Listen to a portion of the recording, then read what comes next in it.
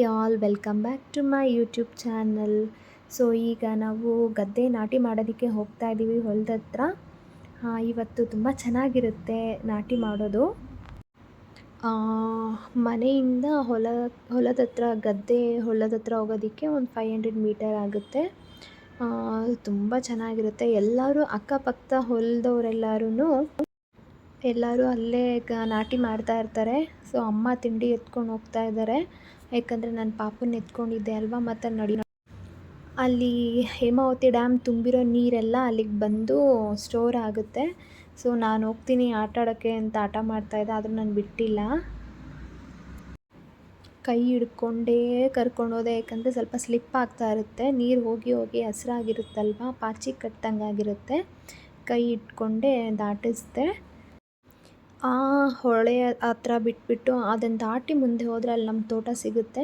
So ಇಲ್ಲೆಲ್ಲ ತುಂಬ ಎಲ್ರದ್ದು ತೋಟ ಇದೆ. ಅದು ಅಕ್ಕಪಕ್ಕದಲ್ಲೇ ಗದ್ದೆ ನಾಟಿ ಮಾಡೋಕ್ಕೆ ಗದ್ದೆಗಳು ಮಾಡ್ಕೊಂಡಿದ್ದಾರೆ. ನೀವು ನೋಡ್ತಾ ಇದ್ದೀರಲ್ಲ, ಎಷ್ಟು ಚೆನ್ನಾಗಿದೆ ಗೊತ್ತಾ. ಕಾಲು ಇಡ್ತಾ ಹೋದರೆ ಹಾಗೆ ಸ್ಲಿಪ್ ಆಗ್ತಾಯಿತ್ತು. ನಡೆಯೋದಕ್ಕೇ ಆಗ್ತಿರ್ಲಿಲ್ಲ, ಅಷ್ಟು ಭಯ ಆಗ್ತಿತ್ತು. ಅಮ್ಮ ಅಷ್ಟು ಹುಷಾರಾಗಿ ತಿಂಡಿ ತೊಗೊಂಡು ಹೋದರು. ನಾನಾಗಿದ್ದರೆ ಜಾರಿ ಬಿದ್ದುಬಿಡ್ತಾಯಿದ್ದೆ.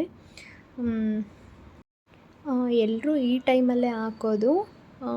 ಅಲ್ಲಿ ಇದೆಲ್ಲನೂ ಎಲ್ಲ ಭತ್ತನ ಹುಯ್ದುಬಿಟ್ಟು ಹೋಗಿದ್ದಾರೆ. ಅದನ್ನೆಲ್ಲ ಕಿತ್ಬಿಟ್ಟು ಆಲ್ರೆಡಿ ಸ್ವಲ್ಪ ಇಟ್ಟಿದ್ದಾರೆ. ನಾವು ಅದನ್ನು ತೊಗೊಂಡು ನೆಡಬೇಕಷ್ಟೇ.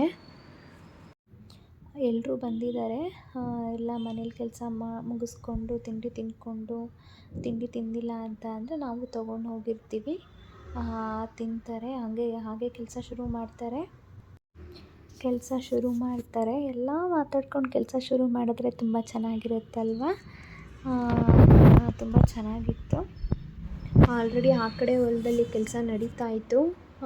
ಅಲ್ಲೋಗಿ ತಿಂಡಿ ಕೊಟ್ಬಿಟ್ಟು ನೇಗಿಲು ಹೊಡಿತಾ ಇದ್ರಲ್ಲಿ. ತಿಂಡಿ ಎಲ್ಲ ಅಮ್ಮನೇ ಹೋಗಿ ತಿಂಡಿ ಕೊಟ್ಬಿಟ್ಟು ಬಂದರು, ಯಾಕಂದರೆ ನಾನು ಅಲ್ಲೆಲ್ಲ ಹೋಗೇ ಇಲ್ಲ. ಇನ್ನೇನು ಎಲ್ಲರೂ ಅಂದರೆ ಒಂದು 3 ಜನ ಬಂದಿದ್ದಾರೆ, ಕೆಲಸ ಮಾಡ್ಕೊಂಡು ಹೋಗ್ತಾ ಇದ್ದಾರೆ. ಕಂತೆ ಕಟ್ಟಿ ರೆಡಿ ಮಾಡಿ ಇಟ್ಟಿದ್ದಾರೆ, ಸ್ವಲ್ಪ ಏನಾದರೂ ಶಾರ್ಟೇಜ್ ಆದರೆ ಅಂತ ಅಂದ್ಬಿಟ್ಟು. ನನಗೆಷ್ಟು ಭಯ ಆಗ್ತಾಯಿತ್ತು ಅಂದರೆ ಎಲ್ಲಿ ಜಾರಿ ಬಿದ್ದುಬಿಡ್ತು, ಯಾಕಂದರೆ ನಮಗೆ ರೂಢಿ ಇಲ್ಲ ಅಲ್ವಾ ಅಲ್ಲೆಲ್ಲ ಹೋಗಿ. ಸೊ ಕೇರ್ಫುಲ್ಲಾಗಿ ಗಟ್ಟಿಯಾಗಿ ಕಾಲಿಟ್ಕೊಂಡು ಹೋದೆ. ಹಂಗೂ ಪಾಪನ ಎತ್ಕೊಳ್ಳೋಕೆ ಭಯ.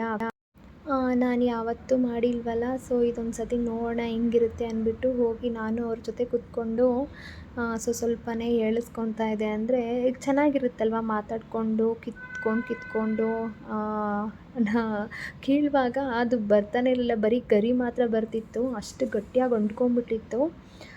ತುಂಬ ಚೆನ್ನಾಗಿತ್ತು ಎಕ್ಸ್ಪೀರಿಯೆನ್ಸು. ಆದರೆ ನನ್ನ ಪಕ್ಕದಲ್ಲಿದ್ದಾರಲ್ಲ ಆಂಟಿ, ಅವ್ರಿಗೆ ತುಂಬ ಎಕ್ಸ್ಪೀರಿಯೆನ್ಸ್ ಇದೆಯಲ್ಲ, ಟಕ ಅಂತ 2 ಕೈನಲ್ಲಿ ಕಿತ್ಕೊಂಡು ಆ ಮಣ್ಣೆಲ್ಲ ಅಂಟ್ಕೊಂಡಿರುತ್ತಲ್ವ ಅದನ್ನು ನೀರಲ್ಲೇ ಕುಟ್ತಾಯಿದ್ರು. ಯಾಕಂದರೆ ಏನು ಮಣ್ಣು ಅಂಟ್ಕೊಂಡಿರುತ್ತೋ ಆ ಮಣ್ಣೆಲ್ಲ ಅಲ್ಲೇ ಬಿದ್ದೋಗಲಿ ಅಂತ. ಅದರಲ್ಲಿ ಸ್ವಲ್ಪ ಕಿತ್ಕೊಂಡು ಗದ್ದೆ ನಾಟಿ ಮಾಡೋಕ್ಕೆ ಹೋಗ್ತೀವಲ್ಲ ಆವಾಗ ನೆಡಬೇಕು. ತುಂಬ ಚೆನ್ನಾಗಿರುತ್ತೆ. ನೀರಲ್ಲಿ ಇಳಿದ್ಬಿಟ್ಟು ಹಾಕೋದು. ನನ್ನ ಮಗ ಅಂತೂ ಅವ್ನು ನಿಲ್ಲೋಕ್ಕೆ ಭಯ ಪಡ್ತಾನೇ ಇದ್ದ.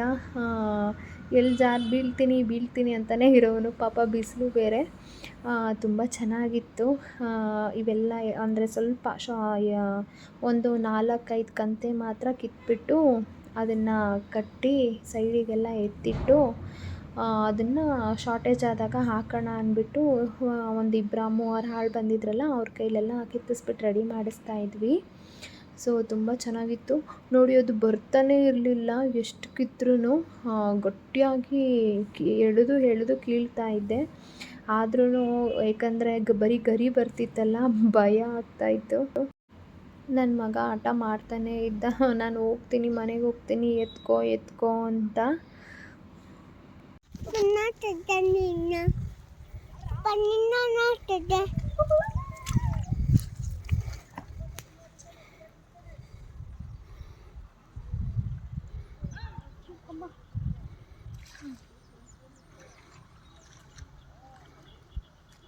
ಬರ್ತೀರಾ? ಕೃಷ್ಣಗೆ ಮಾಡ್ತಾ ಇತ್ತಲ್ಲ, ಅದಕ್ಕೆ ಖುಷಿ.